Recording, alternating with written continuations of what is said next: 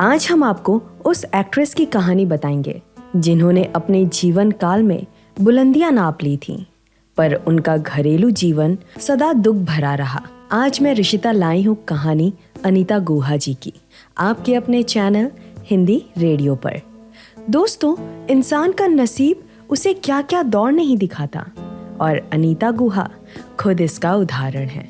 अनीता जी ने लगभग 20 साल तक सामाजिक मानसिक तिरस्कार का सामना किया था। एक जमाने में जिसने 30 साल तक फिल्म जगत में अहम योगदान दिया, वहीं 1991 के बाद उन्हें उतरन का सामना करना पड़ा। 17 जनवरी 1932 को कोलकाता में एक फॉरेस्ट अफसर के घर अनीता का जन्म हुआ। वो बचपन से खूबसूरत थी, इसलिए एक ब्यूटी कॉन्सेप्ट में मात्र 15 साल की अनीता एक खूबसूरत युवती के रूप में दुनिया के सामने आई। बचपन से उन्हें एक्टिंग का शौक था और अपने सपने को उड़ान देने वो कोलकाता से मुंबई आ गईं। 50 का दशक आते आते बंगाली फिल्म मेकर्स बेहतरीन तरीके से अपना बसेरा मुंबई में बसा चुके थे। एक जुबान होने के चलते अनीता ने कई सारे बंगाली फिल्म मेकर्स से मुलाकात की। ये सब इतना आसान नहीं था, क्योंकि उस वक्त मुंबई जैसे बड़े शहर में हमेशा के लिए बस जाना कोई मामूली बात नहीं थी। पर अनीता ने अपने मेहनत के बल पर यह मुमकिन कर दिखाया। शुरुआती दिनों में उनके हाथ बस एक बंगाली फिल्म थी, जिसमें उन्होंने सह अभिनय किया था। सिर्फ एक फिल्म के अनुभव पर अनीता ने लंबी दूरी का सफर किया। संघर्ष का दौर 1955 में रुका, क्योंकि लेखराज भाकरी साहब ने उन्हें अपनी पहली फिल्म तोंगावाली में मुख्य किरदार देकर अनीता के सपनों को उड़ान दी। इसके बाद 1961 तक अनीता कई सारे सुपरहिट फिल्मों का हिस्सा रहीं। 1957 में देख, कबीरा रोया और शारदा, ये दोनों फिल्म उनकी अब तक की सबसे बड़ी हिट फिल्म थी। पर विजय भट्ट साहब ने गूंज उठी शहनाई बनाकर सारे रिकॉर्ड तोड़ दिए।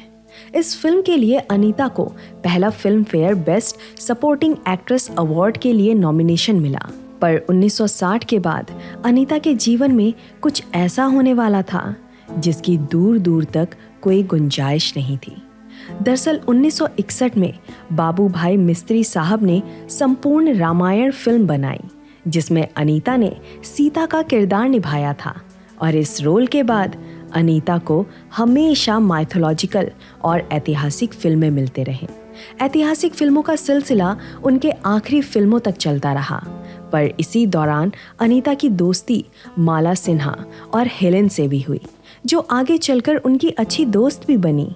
80 फिल्में करने वाली अनीता का झुकाव टाइपोकास्ट के विरोध रहा। वो चाहकर भी इन फिल्मों को ना ही बोल सकती थी, क्योंकि 1961 और 1975 तक उन्होंने लगभग 40 से ज्यादा ऐतिहासिक फिल्में दी, जिसके चलते कोई भी निर्माता अनीता को अन्य रोल के रूप में नहीं देखना चाहता था। 1975 की जय संतोषी माता फिल्म करने के बाद अनीता इन सारे किरदार से तंग आ गई थी। ये बात अलग है कि जय संतोषी माता ने उन्हें जितनी प्रसिद्धि दिलाई, उतनी उन्हें 24 साल के करियर में कभी नहीं मिली थी।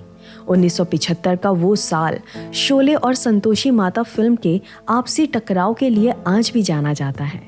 अनीता का संतोषी माता का किरदार आज भी मशहूर है। उस वक्त अनीता को लोग संतोषी माता के रूप में पूजने लगे थे। उनका घर हमेशा फैंस से भरा रहता था। जिस थिएटर में जय संतोषी माता फिल्म लगती, उस थिएटर को लोग मंदिर में बदल देते थे। पर अनीता के नसीब का पहिया कुछ अलग दिशा में जा रहा था।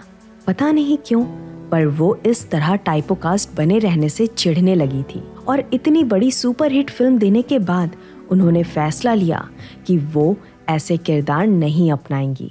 पर अनीता ये भूल गईं कि फिल्म जगत किसी के इच्छाओं से नहीं चलता, और यही वजह थी कि जिसके चलते अनीता कम से कम फिल्मों में दिखी। चाहकर भी कोई निर्माता अनीता को कास्ट नहीं करता था, क्योंकि उन्हें डर लगा रहता था अगर ऑडियंस ने अनीता को इस अलग रूप में देख लिया तो फिल्म फ्लॉप हो जाएगी। धीरे धीरे उनके घरेलू दिक्कतें बढ़ने लगीं। पति के आकस्मिक मौत के बाद अनीता गुहा पूरी तरह से टूट गईं। उन्हें कोई संतान भी नहीं थी। उनके दोस्तों का कहना है कि अनीता और उनके पति माणिक दत्त ने एक बेटी को गोद लिया था। अनीता को इस बात का गम ताउम्र रहा कि जिसे माँ मान के पूरा देश पूछता है, वो खुद कभी माँ नहीं बन पाई। पति के मौत के बाद वो तनाव में रहने लगी। तनाव के बीच वो ल्यूकोडर्मा की शिकार हो गई। पूरे शरीर पर सफेद धब्बे निकलने लगे। शरीर के धब्बों को अनीता मेकअप के जरिए छुपाती थी। कुछ फिल्में हैं जिनमें अनीता ने ढेर सारा मेकअप किया हुआ है। अकेलापन, शरीर के सफेद धब्बों के चलते अपने जमाने की इस खूबसूरत अभिनेत्री डिप्रेशन का शिकार हो गई। सामाजिक तनाव के चलते उन्होंने अपने परिजनों से दूरियां बना के रखी।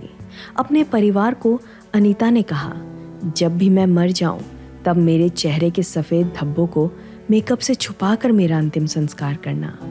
और 20 जून 2007 को 75वें साल के उम्र में अनीता गुहा ने मेकअप के साथ दुनिया से विदा लिया।